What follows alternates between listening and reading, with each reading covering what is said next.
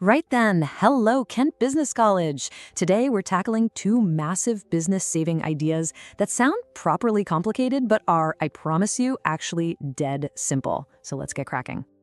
Okay, picture this. You're running a big project. Suddenly, defects are piling up, the customers are moaning, and your budget is spiraling out of control. So what do? Do you just start poking things randomly, hoping you'll stumble on a fix? Or is there a smarter way to go about it? We've all seen it, haven't we? That headless chicken approach to problem solving. It's chaotic, it's slow, it's expensive, and frankly, it's a bit embarrassing when the boss is watching. So let's stop the madness and bring in the professionals. First up, let's meet our very own Sherlock Holmes of quality control, design of experiments, or DOE for short. See, when a problem has already happened, when the crime has been committed, you call in the detective to find out precisely who done it. So, in simple terms, DOE is about running a series of really clever, structured tests to find the root cause of a problem without checking time and money down the drain. Instead of just changing one thing at a time, you systematically change multiple things at once to see which ones really make a difference to the final result. Right, let's get practical. Imagine your company is making metal brackets, and suddenly, loads of them are cracking. This is where our detective gets to work. Instead of blaming Brenda from accounts, we're gonna look at the actual process to find the real culprits. Okay, so our goal is simple: stop the cracking. The suspects, or what we call factors, are the things we can control: the temperature we use, how we cool the metal down, and which supplier we get it from. DOE tests different combinations of these things all at once. And here's the really brilliant part. It also spots when two suspects are working together in interaction. Like, maybe the high temperature is only a problem when you also use water cooling. Sneaky, eh? And would you look at that? After our investigation, we find the perfect combination: 180 degrees, air cooling, and the grade A material.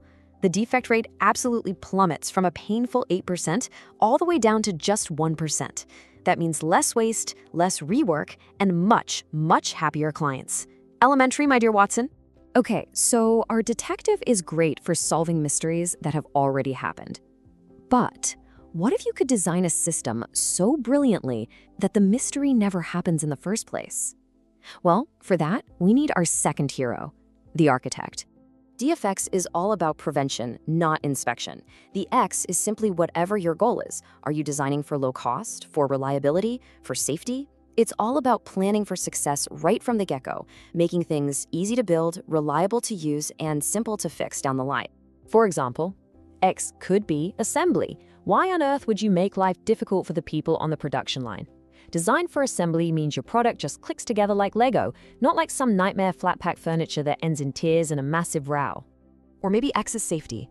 This is about making things inherently safe from the very start.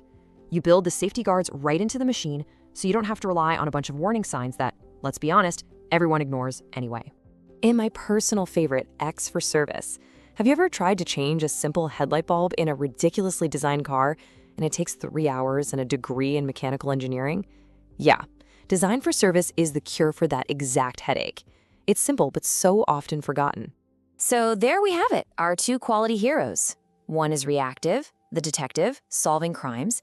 The other is proactive, the architect, preventing them before they can even start. So the big question is, when do you need Sherlock, and when do you need a master planner like Brunel? And this table lays it all out perfectly. Think of it like this. DOE is for fine-tuning a process that's already up and running. You use it during production to make things better. DfX, on the other hand, is for creating a brilliant process from a completely blank sheet of paper, used right at the start. One gives you the best settings, the other gives you a better product from the ground up. So here's the crucial point. These aren't just abstract theories you learn to pass an exam. They are powerful, practical tools for your actual career. And why is that? Because both of these methods directly attack something called the cost of quality. They slash waste, rework, and customer warranty claims, and all of that goes straight to the company's bottom line.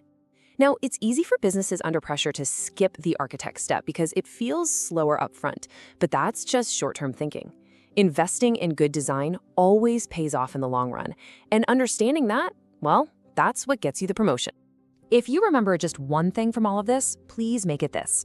The detective, DOE, finds the secret sauce in the recipe you're already using. But the architect, DfX, writes a brand new Michelin star recipe from the very start. And that really is the question to leave you with, isn't it? As you go out into the business world, are you going to be the one solving problems after they've already appeared, or will you be the visionary preventing them from ever showing up in the first place? Cheers.